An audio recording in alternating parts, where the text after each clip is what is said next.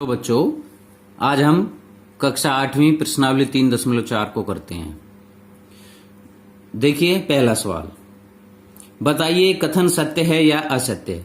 इन सभी सवालों को करने से पहले आपको समांतर चतुर्भुज व अन्य चतुर्भुजों के प्रकार और उनके गुणों को सीखना होगा, जो हमने अपनी पहली वीडियो में बताए हैं, जिसका लिंक डिस्क्रिप्शन बॉक्स में मैंने लिख दिया है। आप वहां जाकर के उस डिस्क्रिप्शन बॉक्स के लिंक से उन वीडियो को देख सकते हो जिनमें ये गुण सभी दिए हुए हैं।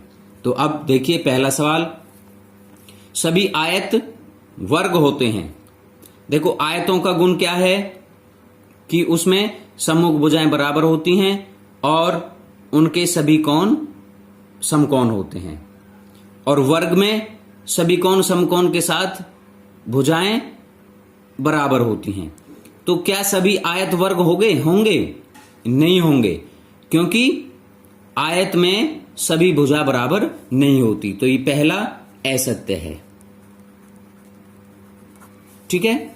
दूसरा देखिए, सभी समचतुर्भुज समांतर चतुर्भुज होते हैं। समचतुर्भुज क्या होती हैं? जिनकी सभी भुजाएं बराबर होती हैं, और समांतर चतुर्भुज वह होता है जिसकी सम्मुख भुजाएं बराबर हों। इसलिए सभी समचतुर्भुज समांतर चतुर्भुज भी होंगे। यह सत्य है। अगला देखो, सभी वर्ग समचतुर्भुज और आयत भी होते हैं। वर्ग में सभी भुजाएं बराबर होती हैं और सभी कोण समकोण होते हैं। समचतुर्भुज में सभी भुजाएं बराबर होती हैं, इसका मतलब वर्ग समचतुर्भुज तो होगा ही। आयत में सभी कोण समकोण के साथ सम्मुख भुजा बराबर होती हैं, लेकिन वर्ग में तो सभी कोण समकोण के साथ सभी भुजाएं बराबर हैं, इसलिए वर्ग एक आयत भी होते हैं। तो ये भी सत्य है। अगला देखिए, सभी वर्ग समांतर चतुर्भुज नहीं होते।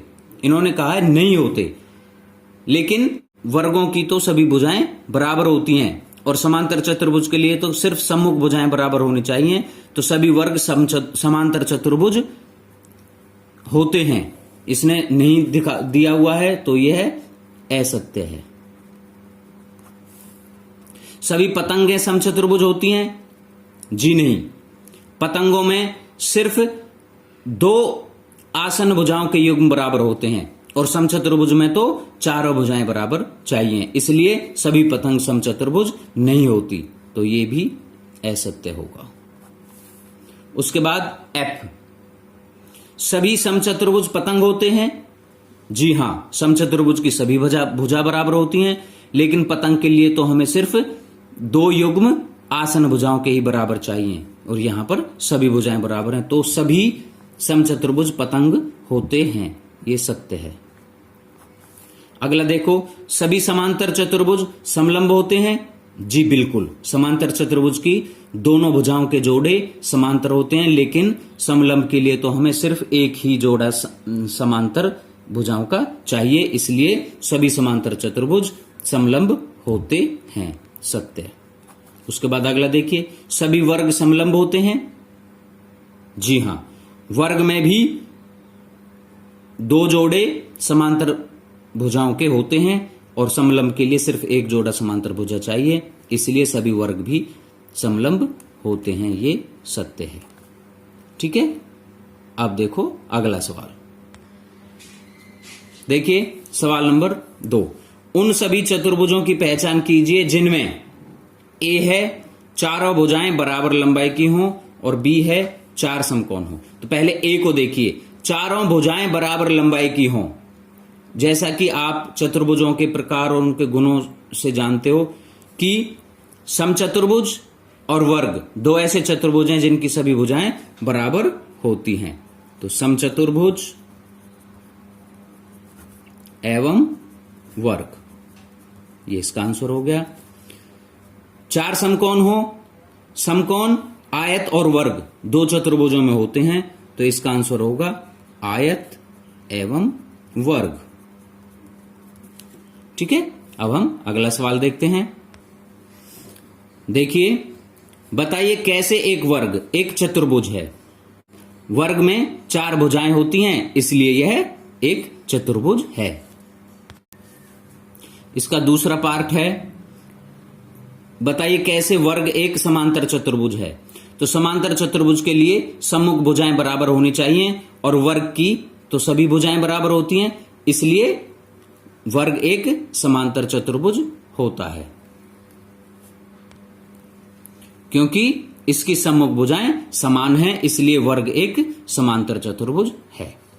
अब तीसरा पार्ट देखो। तीसरा है, बताइए कैसे वर्ग एक समचतुर्भुज है।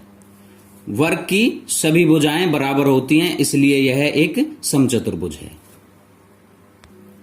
देखिए, वर्ग की सभी भुजाएं समान होती हैं, इसलिए यह एक समचतुर्भुज है। अब बताइए कि वर्ग एक आयत है। क्यों? क्योंकि इसके सम्मुख भुजाएं बराबर होती हैं और सभी कोण समकोण होते हैं, इसलिए यह एक आयत भी होता है। ठीक है। अब देखिए क्वेश्चन नंबर 4।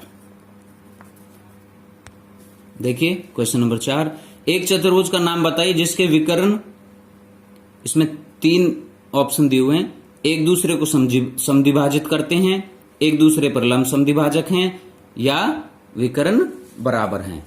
तो पहला देखिए, एक दूसरे को समद्विभाजित करते हैं। तो आपने सभी चतुर्भुजों के गुणों को पढ़ा है, तो उनमें कौन कौन से ऐसे चतुर्भुज हैं जिनके विकर्ण एक दूसरे को समद्विभाजित करते हैं। तो उसमें है पहला समांतर चतुर्भुज,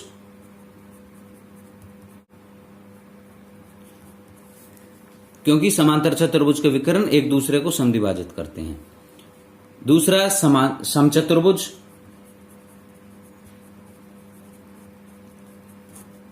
तीसरा आयत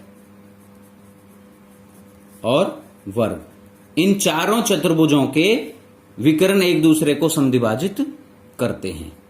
अब अगला है, एक दूसरे पर लंब समद्विभाजक हों। कौन से ऐसे चतुर्भुज हैं जिनके विकर्ण एक दूसरे को समद्विभाजित तो करते हैं लेकिन वो आपस में लंब भी होते हैं।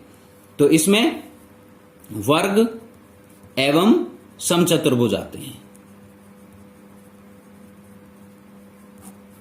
लंब और समचतुर्भुज। तीसरा, जिसमें विकर्ण बराबर हों। तो ऐसे कौन से चतुर्भुज हैं जिनमें विकर्ण बराबर लंबाई के होते हैं? तो वो हैं वर्ग एवं आयत के विकर्ण। तो वर्ग एवं आयत ऐसे चतुर्भुज हैं जिनके विकर्ण एक दूसरे के बराबर होते हैं। अब हम देखते हैं क्वेश्चन नंबर 5। देखिए, बताइए एक आयत उत्तल चतुर्भुज कैसे है। हम यहां पहले आयत बना लेते हैं। हमें पता है कि उत्तल बहुभुज वो बहुभुज होते हैं जिनके विकर्ण अभ्यंतर में हो। देखिए, आयत के 2 विकर्ण होते हैं और वो दोनों ही अभ्यंतर में होते हैं, आयत के अंदर होते हैं। तो यह एक उत्तल चतुर्भुज होगा, क्योंकि आयत के दोनों विकर्ण अभ्यंतर में होते हैं, इसलिए यह एक उत्तल चतुर्भुज है। अब देखिए सवाल नंबर 6। देखिए, एबीसी एक समकोण त्रिभुज है और ओ समकोण की सम्मुख भुजा का मध्य बिंदु है। बताइए ओ बिंदु एबीसी के से समान दूरी पर स्थित है।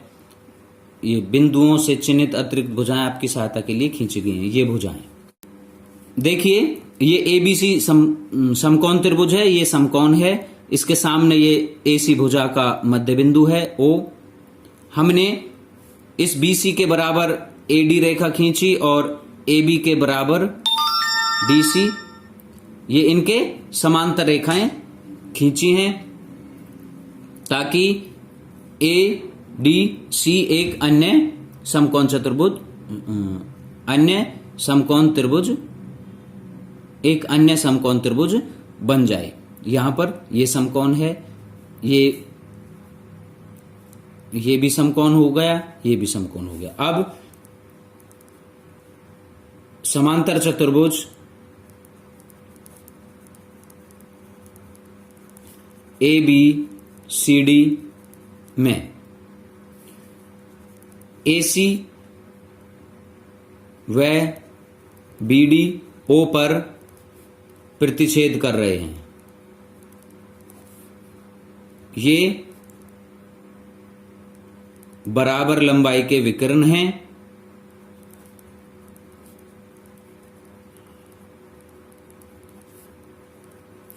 इसलिए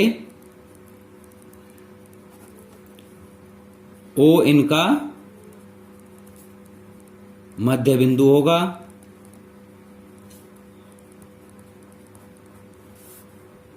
इसलिए एओ, बीओ और सीओ बराबर होंगे।